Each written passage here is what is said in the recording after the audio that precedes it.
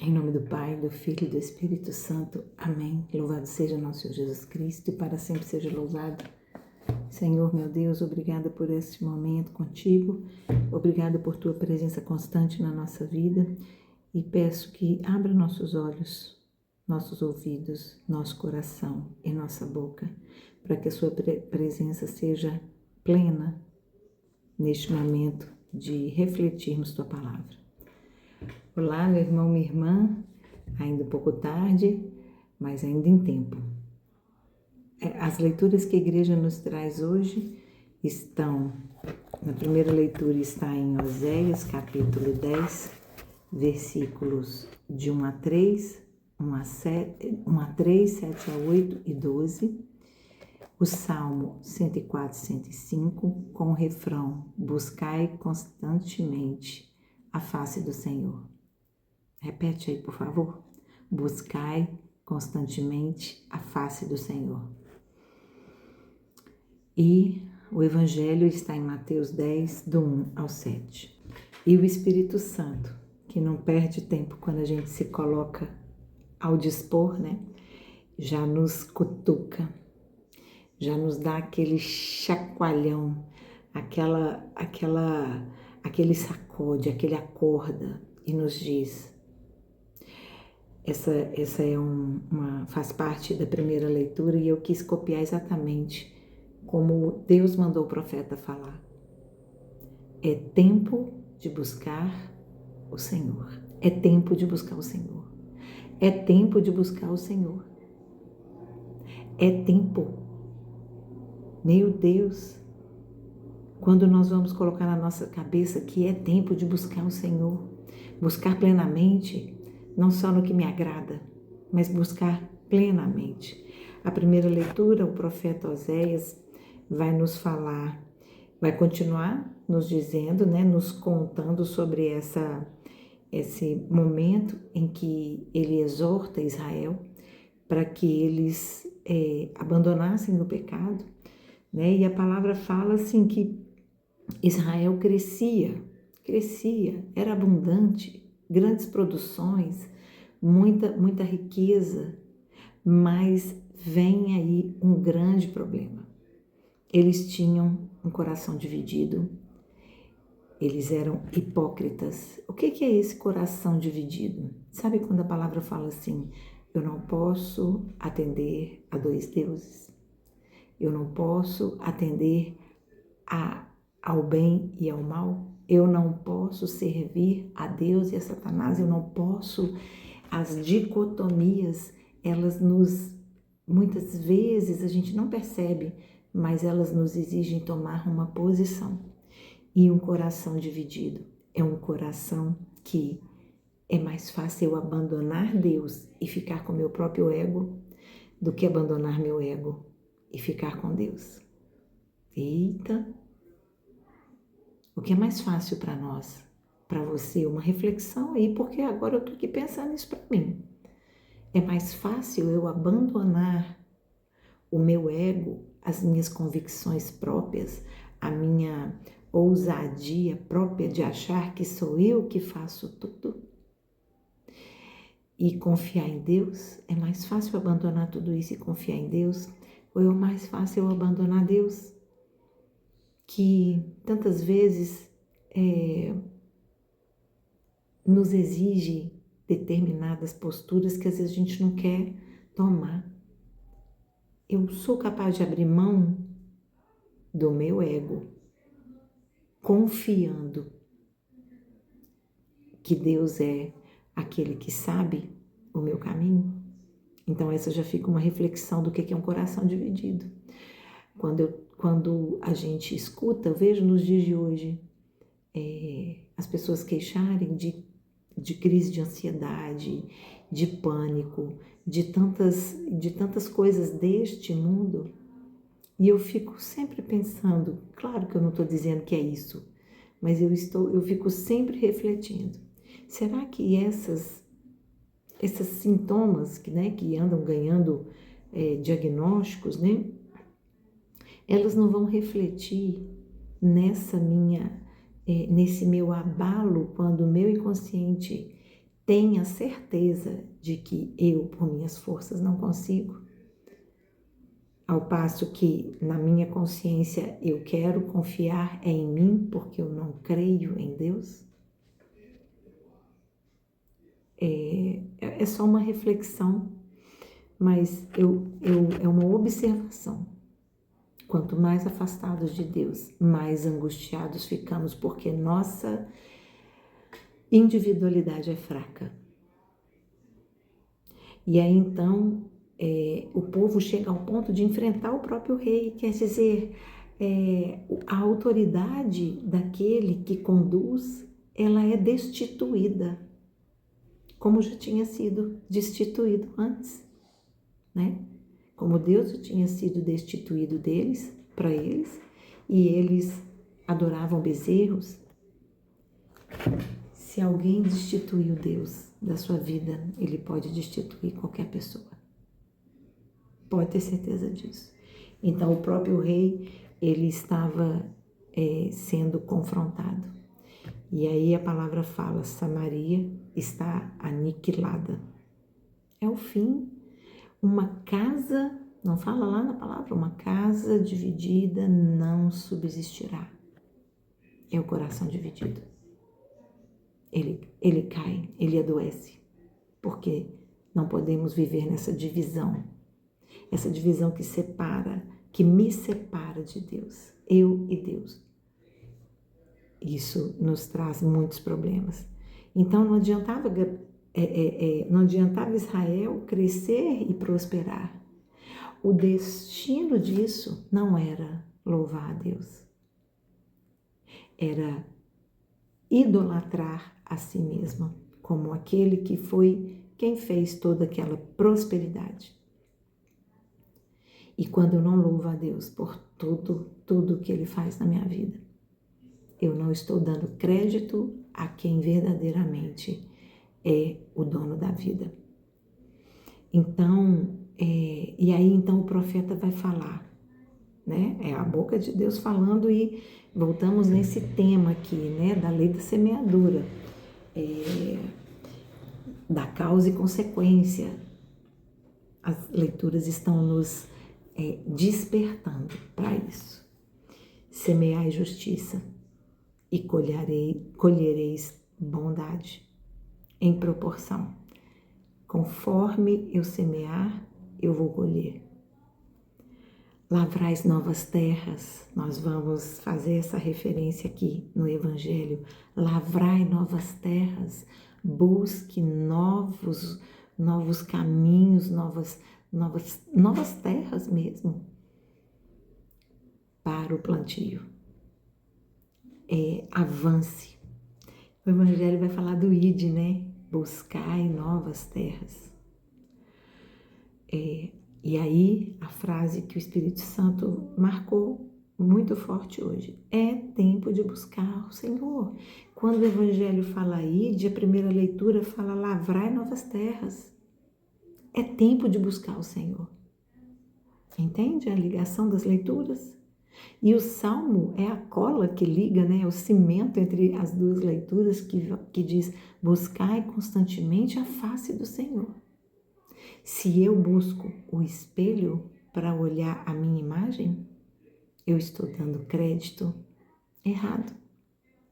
É tempo de buscar o Senhor, de buscá-lo face a face, a minha face com a face de Deus e não a minha face com a minha própria face. Porque Deus é o dono da nossa vida. Então, o que eu fico pensando assim, que os frutos que Israel produzia para si, era para si mesmo. Não era para dar honra e glória a Deus, né? E isso acontece conosco quando a gente se coloca como centro. Quem é o centro da minha vida? Quem é a razão da minha alegria? Vamos falar, não quero tirar meus olhos de ti, Senhor. Quero que sejas sempre o centro da minha vida. A gente canta, né? Se a gente canta, a gente tem que viver. Inclusive, vamos tomar muita atenção ao que a gente profere, ao que a gente fala. Cante aquilo que você crê. Em tempos de conceitos tão distantes, né, da nossa fé.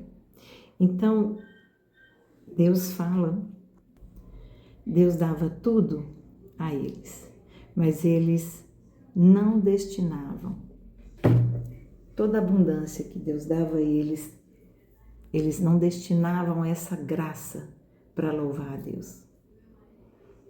Eu posso ser a pessoa melhor do mundo, bondosa, caridosa. Se eu estou fazendo a caridade para receber aplausos, eu desviei a graça da caridade. Então a gente tem que se perguntar, eu estou fazendo verdadeiramente pelo meu irmão? Ou para ser aplaudida? Gente, hoje os tapas estão muito, hein? Aí também tá? Me conta se você também tá tomando uns bons tapas esses dias, uns choques de realidade, né? Meu Deus. E então, mas davam sim crédito à idolatria e não a Deus, né? Então Deus diz que vai derrubar esses altares, porque ali tudo eles estavam acreditando para mim. Sabe quando fala tudo eu que importo, é do meu jeito, é como eu quero, eu. Já pensou passar um dia inteiro sem falar ou conjugar um verbo nessa primeira pessoa? Já pensou passar um dia inteiro sem falar eu? Uau! Deus já me pediu uma vez esse jejum e eu ainda não consegui entregar para Ele. Só Deus é eterno. Nós somos falhos e mortais. Falhos. Deus nos espera na eternidade dele, mas aqui somos falhos, fracos, né? Então, quem está em primeiro lugar na minha vida? Essa é o que a primeira leitura nos remete, né? E aí o Evangelho vem nos dizer a escolha dos 12, a escolha dos 12 apóstolos. E aí eu fiquei muito curiosa, assim, eu fico muito curiosa com os números da Bíblia. E o 12 é um número que fala da perfeição que Deus coloca as coisas para marcar o governo dele. Deus governa tudo. E o número 12 marca. E eu fiz uma pesquisa. No Antigo Testamento, são muitas, tá? Isso aqui foram só algumas, que Deus, ele assina o que ele faz. Sabe? Os números, eles são tipo uma assinatura de Deus dizendo, sou eu. E Deus cuida de todos os detalhes. Não tem nada aleatório na minha vida, nas Escrituras, e nem na sua. Então, lá no Antigo Testamento tem os 12 filhos de Jacó, as 12 tribos de Israel. Em Êxodo tem as 12 fontes. E aí vai continuando, as 12 pedras no peitoral do sacerdote que representa as tribos. O 12 no Antigo Testamento representa muito as 12 tribos, né? 12 colunas de Moisés, 12 espias para ir ver como estava explorar Canaã, né? Que era a terra prometida. As 12 pedras retiradas do Jordão, 12 pedras no altar de Elias, 12 administradores do rei Salomão. Olha só, Deus assinando. Deus assina tudo em detalhes.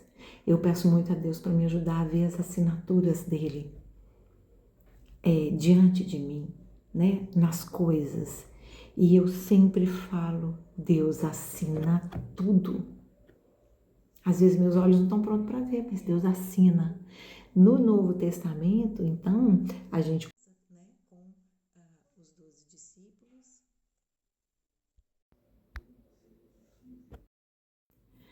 Então, no Novo Testamento, começamos com os 12 apóstolos. Começamos com os 12 anos de Jesus, que ele se perde e se encontra no templo. Os 12 apóstolos, a mulher com 12 anos de hemorragia, a menina com 12 anos que Jesus ressuscitou. Olha a perfeição de Deus. É essa que eu acho maravilhosa. As sobras de 12 cestos da multiplicação dos pães e dos peixes, né? Porque no detalhe do pouco Deus faz muito. As 12, aí em Apocalipse a gente tem mais coisas, né? A gente tem as 12 portas da Nova Jerusalém. Em Apocalipse a gente precisa depois aprofundar, né? Os 12 fundamentos da cidade celestial, a mulher com a coroa de 12 estrelas, a árvore da vida com 12 frutos. Então, isso é para te convidar a observar que Deus cuida de tudo e Ele assina em pequenos detalhes. Não duvide disso. Aí você fala, nossa, que coincidência. Poxa, você crê ou não crê que Deus é o Senhor da sua vida? Não tem coincidência. É a assinatura de Deus. Ele te leva aonde Ele quer. Mas é importante que você veja, que eu veja, que foi Ele que me levou, que é por Ele, que não foram minhas pernas. Que essas palavras que hoje saem da minha boca, da sua boca, foi Ele que colocou. Não faz parte sequer do que eu posso ter noção e consciência. É Ele. A Ele toda a honra e toda a glória. Então Ele reuniu os 12 e deu-lhes poder. Quais os poderes? De expulsar e curar. Eles andaram com Jesus. Vários, Jesus separou os 12. Separou. Não aleatoriamente, mas muito assertivamente para o que Ele queria. Provavelmente os mais imperfeitos, né? Os mais improváveis. Amo ser a improvável. Amo ser a improvável. E olha só que bonito. Jesus curava, expulsava. Jesus deu a eles o que Ele tinha. O que eu tenho hoje, que eu estou dando para o outro, eu estou retendo para mim. As graças que Deus me concede, os dons que Ele explora em mim. Não posso. Jesus manda multiplicar, semear em abundância. Jesus manda manter o cesto, porque o óleo não vai faltar. Jesus manda tirar pão e peixe enquanto for, porque não vai faltar. Jesus nos dá o que Ele faz, tá bom? Este foi o poder que Deus conferiu ao seu Filho para vir trazer até nós. Quando Deus fala que nos quer a imagem e semelhança dele, o papo é sério. Ele não está brincando. A gente é que quer fugir da responsabilidade. Muitas vezes é isso. De assumir que desejamos ser imagem e semelhança de Deus. E aí então, Jesus, o que Ele faz, Ele quer que a gente faça. O que Ele tem, Ele nos dá, né? E aí então, a palavra vai falar o nome dos 12, mas fala assim: primeiro, Simão, chamado Pedro. Primeiro. Aquele que Jesus depois diria: sobre essa pedra edificarei minha igreja. O nosso primeiro Papa. Olha a sucessão apostólica diante de nós. E aí ele fala de todos os 12. É uma hierarquia. E Jesus então os envia em missão. Eles escutaram, eles aprenderam, eles viveram. E Jesus então dá a eles o poder, não é meu não. Estava falando aqui sobre isso. Jesus dá o poder a eles, né? E a nós, ele nos dá os dons que hoje Ele quer que a gente use em favor do reino. Então, Jesus então os envia em missão. Primeiro ele com autoridade capacita. É Jesus que capacita, para depois eles irem, né? Então, mas ele fala algo que é muito importante para a gente entender. Ide primeiro as ovelhas perdidas da casa de Israel. Arrume primeiro a própria casa. Ô, gente, é muito tapa na cara hoje. Vocês vão me desculpar, mas, meu Deus, arrume primeiro a própria casa. Se da porta para fora eu sou uma coisa e da porta para dentro eu sou outra, eu sou hipócrita, Senhor. Me perdoa por tantas vezes que sou hipócrita. Meu Deus. Arrume primeiro a própria casa, porque também Deus já tinha uma promessa com o povo de Israel de levantar novamente seu povo. E arrumando a própria casa, eles seriam disseminadores do amor de Deus. E então, ele diz, anunciai o quê? Não é qualquer coisa. Anunciai que o reino de Deus está próximo. Não sabemos nossa hora, gente. O reino de Deus está próximo, porque a nossa hora pode chegar a qualquer momento. Então, é isso que Jesus coloca aqui para eles, né? Primeiro vamos restabelecer nosso povo, para depois cuidar dos outros. Ai, meu Deus. Ele primeiro diz ao povo para ir, aos apóstolos para ir. E depois ele diz, nesse momento do evangelho, ele fala, ide para os apóstolos. Mas ide primeiro para aqueles da casa de Israel. E depois, lá na frente, em Mateus, ele vai dizer, ide por todo mundo. Então, arruma sua casa, para depois você ajudar a casa dos outros. Aqui em Minas a gente fala dos outros mesmo, né? Então, hoje Deus nos diz, buscai, é tempo de buscar o Senhor. A sua fé pode alcançar muitas pessoas. É muito comum, de vez em quando, eu ouvir algum testemunho. Eu vi você fazendo isso, nem imagino, não sou eu. E me tocou. Eu vi você postando sobre o rosário, eu falo, se ela consegue, eu também posso conseguir. Então, testemunhe o amor de Deus primeiro com a sua vida. E depois, cuide dos outros. Tenhamos cuidado com o poder que Deus nos dá, para nós exercermos conforme a vontade dEle. Porque Ele nos dá, porque Ele é misericordioso, porque sem Ele nós não somos nada. É tempo de buscar o Senhor. Louvado seja nosso Senhor Jesus Cristo, para sempre seja louvado. Em nome do Pai, do Filho e do Espírito Santo. Amém. Nossa Senhora de Lourdes, rogai por nós.